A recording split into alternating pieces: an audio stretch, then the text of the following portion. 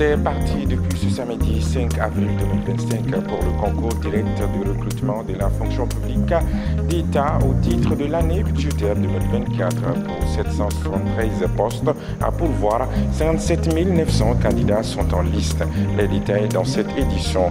Concours de salubrité entre 32 quartiers du district de Bamako et de Kati.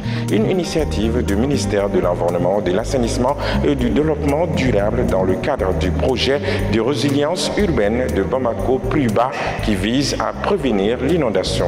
Dans cette édition, nous allons à la découverte d'un ingénieur malien en bâtiments et travaux publics qui met en lumière les avantages de la pierre dans la construction. Il va nous dévoiler dans cette édition les avantages, comme je le disais tantôt, de la pierre dans le bâtiment et les travaux publics. Voilà pour le sommaire.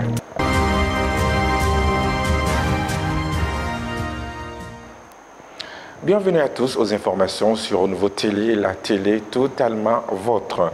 Les épreuves du concours direct de recrutement dans la fonction publique d'État au titre de l'année budgétaire 2024 ont débuté ce samedi 5 avril 2025. Au total, 773 postes sont à pourvoir pour 57 900 candidats inscrits. Toutes les catégories, à savoir A, B2, B1 et C, sont concernées, couvrant presque tous les secteurs, à l'exception de la douane. Le compte-rendu est signé Diakité Lassine. Le lancement officiel du concours direct de recrutement dans la fonction publique d'État a eu lieu ce samedi 5 avril 2025 au lycée Askia Mohamed de Bamako. Après la montée de couleur, place à l'ouverture de l'enveloppe contenant les premières épreuves par le ministre du Travail, de la fonction publique et du dialogue social, Fassou Koulibaly. Face aux candidats, il a rassuré de la transparence et la régularité du processus. Le concours sera un concours transparent. Je crois que ça fait quelques jours maintenant, nous cessons de rappeler cela. Je pense que le concours de l'an passé est un exemple bien frappant. Nous avons constaté que les gens ont passé sans moyens et c'est cet espoir-là que nous donnons au peuple malien.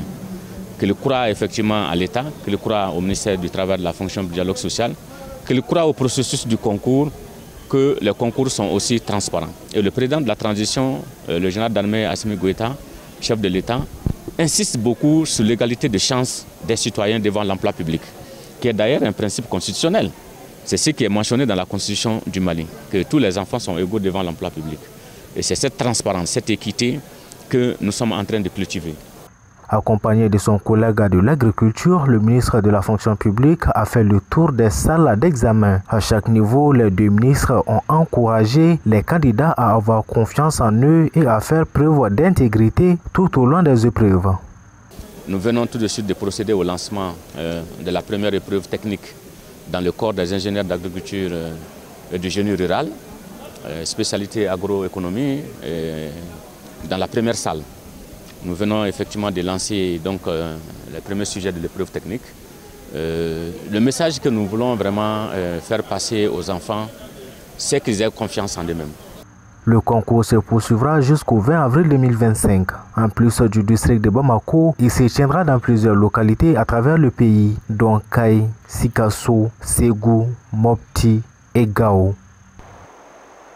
Réduction du risque d'inondation, Bamako et Kati en compétition. Le terrain de football de la commune 3 du district de Bamako a abrité ce samedi 5 avril 2025 le lancement officiel du concours interquartier de salubrité à Bamako et à Kati pour réduire les risques d'inondation. Cette initiative qui entre dans le cadre du projet de résilience urbaine de Bamako plus bas vise à favoriser l'engagement communautaire autour de l'assainissement et de promouvoir les comportements vertueux. La cérémonie de lancement a été présidée par le ministre de l'Environnement, de l'Assainissement et du Développement durable, Doumbouya Mariam Tangara, accompagné de certains de ses collègues. Omar Kouita et Mantala Ouattara pour le compte-rendu. Durant des mois, 32 quartiers d'arrondissement du district de Bamako et de Kati vont compétir pour distinguer les quartiers les plus propres. Initié par le département de l'environnement, de l'assainissement et du développement durable à travers le projet de résilience urbaine de Bamako, le concours interquartier de salubrité à Bamako et à Kati pour réduire les risques d'inondation a pour objectif d'améliorer le cadre de vie de la population et de prévenir les inondations. En 2024, il y a eu 79 cas d'inondation. Et ces inondations ont été accompagnées par des dégâts matériels, de pertes en vies humaines, des déplacements de personnes. Pour que nous ne subissions pas le même sort cette année, les plus hautes autorités ont initié ces concours afin que, dans un premier temps, nous puissions rendre Bamako propre et que les bonnes actions menées dans ce sens puissent avoir une répercussion nette sur la fluidité des eaux de pluie dans nos ouvrages de drainage des eaux pluviales. Ces 32 quartiers à travers Bamako et Kati ont été sélectionnés à travers des critères bien déterminés. Comme une commission nationale d'organisation a été mise en place par le ministère de l'Environnement, de l'Assainissement et du Développement durable, et cette commission a dégagé des critères. Parce que l'accent a été mis non seulement sur la salubrité, mais aussi sur la prévention des risques d'inondation.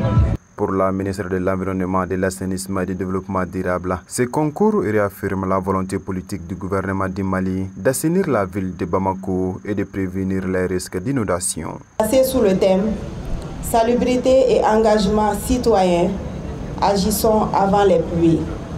Et le slogan évocateur Bamako et Kati propre, inondation stop.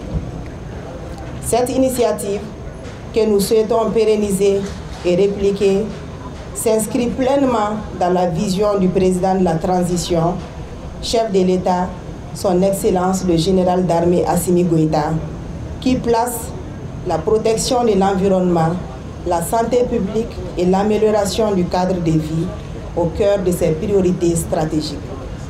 Ce concours, fruit d'une synergie entre le MEADD, les différents départements, les collectivités territoriales concernées, les services techniques et les partenaires au développement, est une approche novatrice, inclusive et mobilisatrice.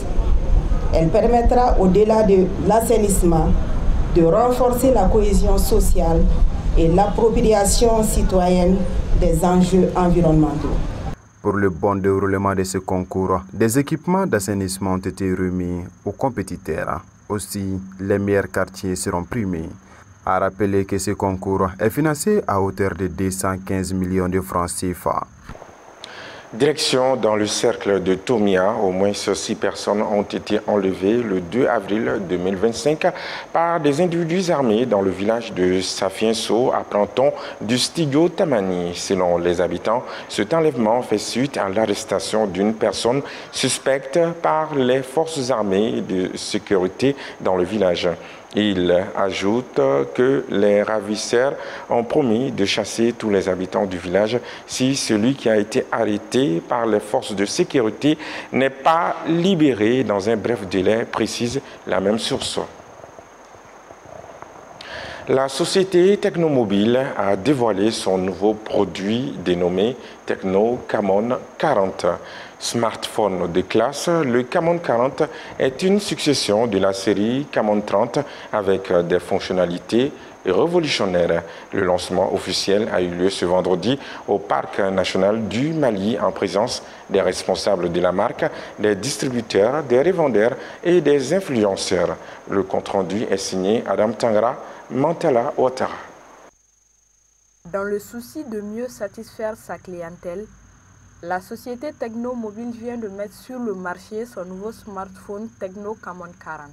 Doté de technologies très avancées, le Camon 40 dispose des fonctionnalités innovantes et pratiques qui le diffèrent de la série précédente pour le bonheur de ses utilisateurs. Camon 40 est notre dernière sortie, comme vous le voyez.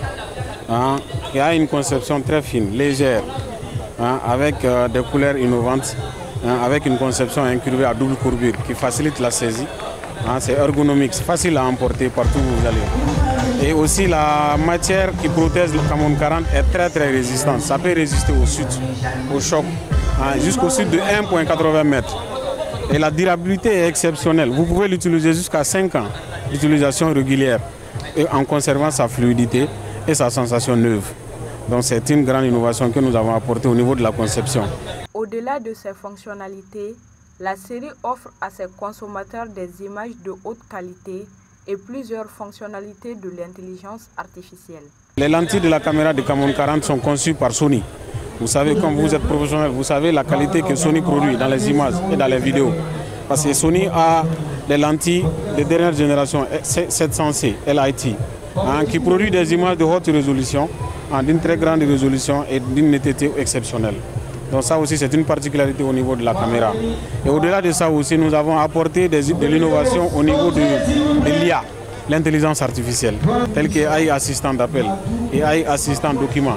Et aussi au niveau de l'édition des images, ce qu'on appelle AI effaceur 2.0 ou encore AI agrandisseur. Ce sont des fonctionnalités qui ne sont pas disponibles dans les versions précédentes. A noter que Tecno Camon 40 est disponible chez tous les distributeurs Tecno partout au Mali.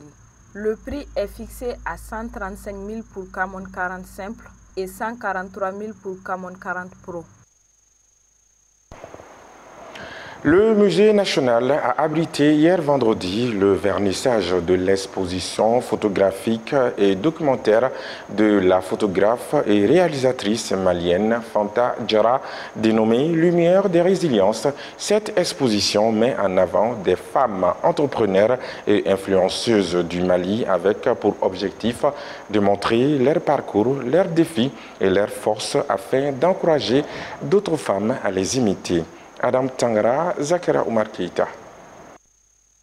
Inciter les femmes à croire en leurs rêves et leur capacité à les réaliser, tel est l'objectif de l'exposition Lumière des résiliences.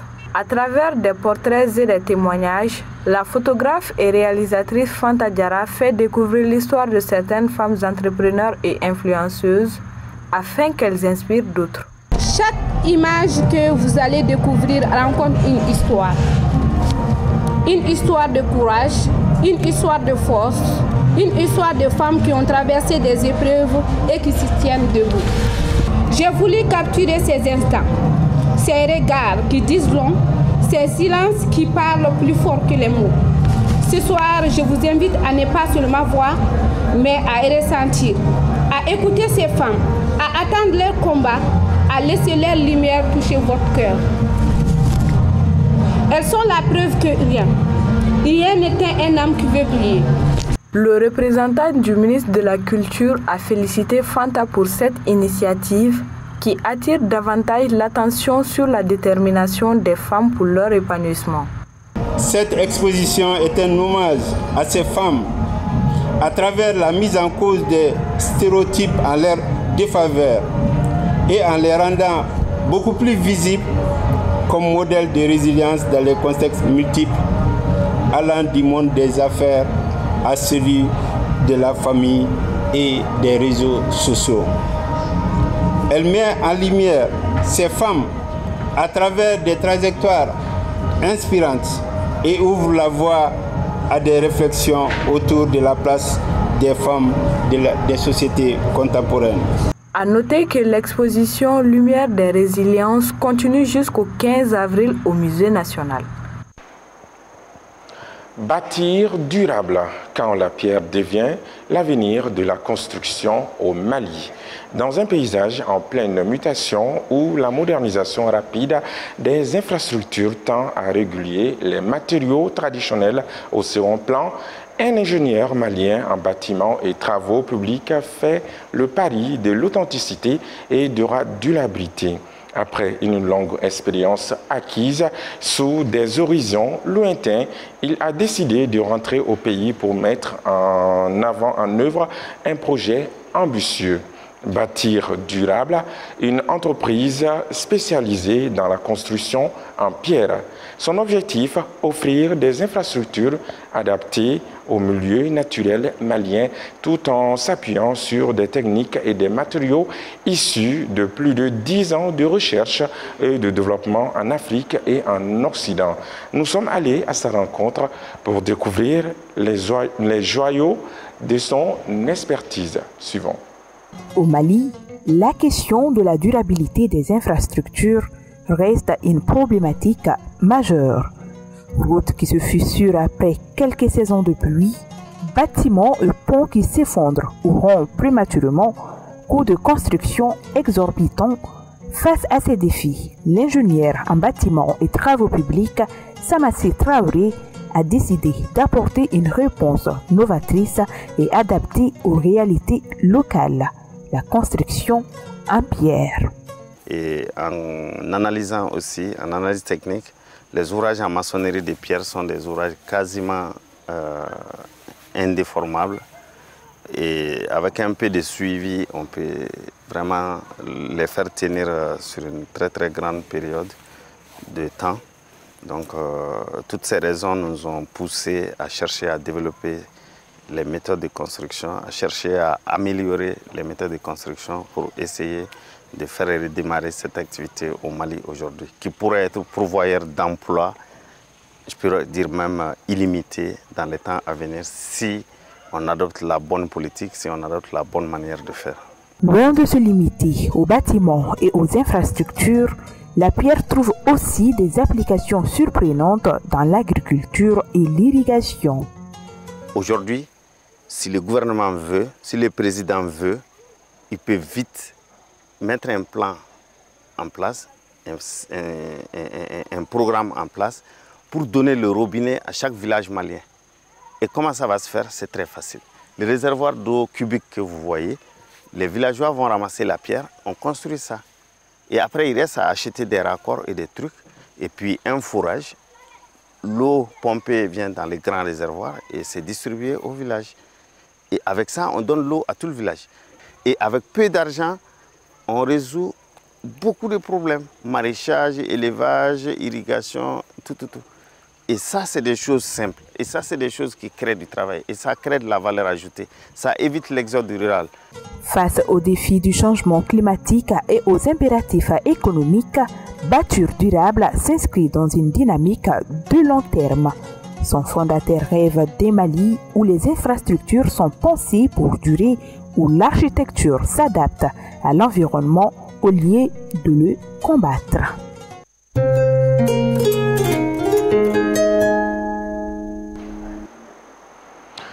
Page noire de ce journal, l'artiste Amadou Braïgo s'est éteint hier à Bamako à l'âge de 70 ans. Son épouse, avec qui il formait le duo du couple aveugle reconnu dans le monde, est inconsolable. Mariam Doumbouya raconte les derniers instants de celui qui a été son époux aimant et protecteur. Suivant.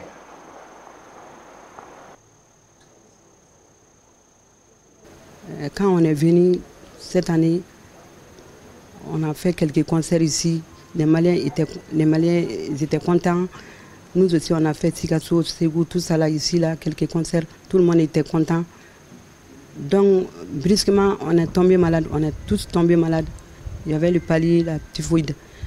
Donc, on était tous couchés. Ça vaut 1 mois qu'on était comme ça. Donc, on a appelé le docteur. Il a regardé. Moi, j'ai dit de faire des analyses. Moi, j'aime faire les analyses. Ils ont fait des analyses. Ils ont dit que j'ai typhoïde et puis pali aussi. Amadou aussi, il en a. Mais moi, pour moi, c'était plus grave qu'Amadou. C'était très, très grave. Bon, ils ont donné des médicaments. On a fait des sérums. Avec tout ça, là, ça n'allait pas. On a continué à faire des sérums. Tout récemment, comme Amadou, il avait la tension et le diabète. C'est pour cela. Pour lui, après, c'était grave. Avant-hier aussi, moi, c'était très, très grave. Tout le monde avait peur. Après, on a fait le sérum aussi. Donc, hier, ça n'allait pas. Moi, j'ai appelé le docteur. Le docteur dit qu'on va prendre des analyses encore. Moi, je suis d'accord, on a fait des analyses. Avant les résultats, Amadou il faisait des grimaces de façon là. Moi, depuis le matin, je ne me sentais pas bien, je ne dormais pas assez. Chaque fois, j'ai passé, j'ai dit, Amadou, est-ce que ça va? Il dit, ça va. Madame, ça va, t'inquiète pas, ça va aller. Chaque fois, il me dit, t'inquiète pas, ça va aller. Il ne faut pas que vous inquiétez pour moi, ça va aller. Donc, chaque fois, il dit ça. Hier, ça n'allait pas du tout. Moi, j'ai dit à Amadou, on n'a qu'à aller à l'hôpital. Il dit, d'accord. Quand on est arrivé à l'hôpital, ils ont amené le docteur là. Moi, j'ai dit, docteur, regarde mon mari, il a pris son appareil, il a mis, je crois que c'est son cœur. Il a dit qu'il est parti. Moi, j'ai dit, ah, bon. Et nous présentons nos condoléances à la famille, Brayero et alliés. Fin donc de ce journal. Merci de l'avoir suivi. Bonsoir.